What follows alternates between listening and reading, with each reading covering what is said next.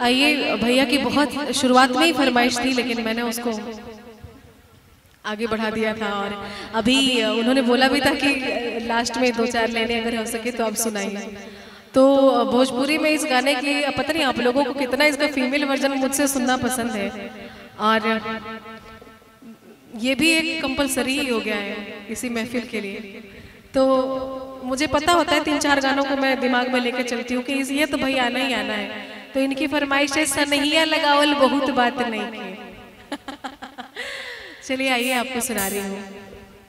इसका पंजाबी एक्चुअली जो original version है ना, मुझे इतना पसंद है कि मैं अगर 1000 बार भी गाऊँ तो मेरा मन नहीं भरता। और इसका पंजाबी वर्जन मैंने गाया भी था एक स्टेज पे, और पंजाब की मीडिया ने उसको चलाया है और बहुत सारे मीडिया चैनल्स पे पंजाब में इस गाने को इतना प्यार मिला।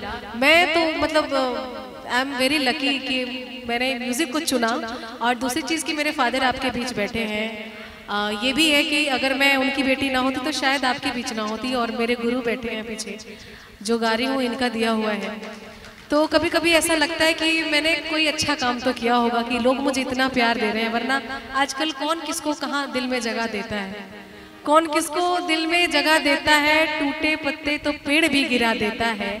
और वाकिफ है हम दुनिया के रिवाजों से, वाकिफ है हम दुनिया के रिवाजों से, कि मतलब निकल जाए तो हर कोई भुला देता है। आइए 4 लाइनें मैं इसका पंजाबी सुनाऊं, फिर मैं उसको सुनाती हूँ।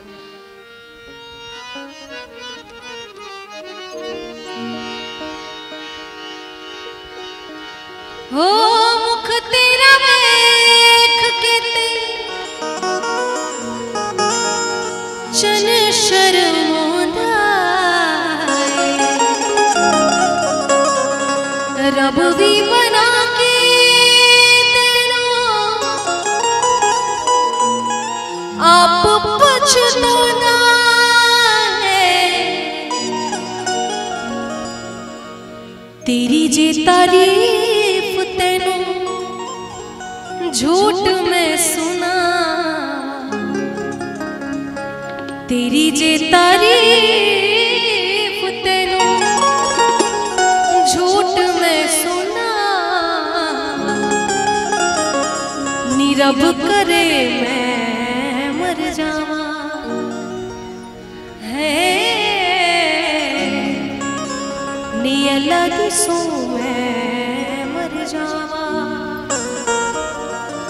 सुनिए जे तेरे ना दगा में कमा,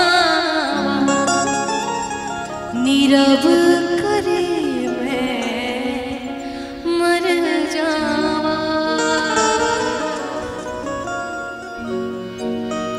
सनहिया लगावल बहुत बात नहीं, सनहिया लगावल बहुत बात नहीं, नजरिया चुरा बहुत बात होला, नजरिया चुरा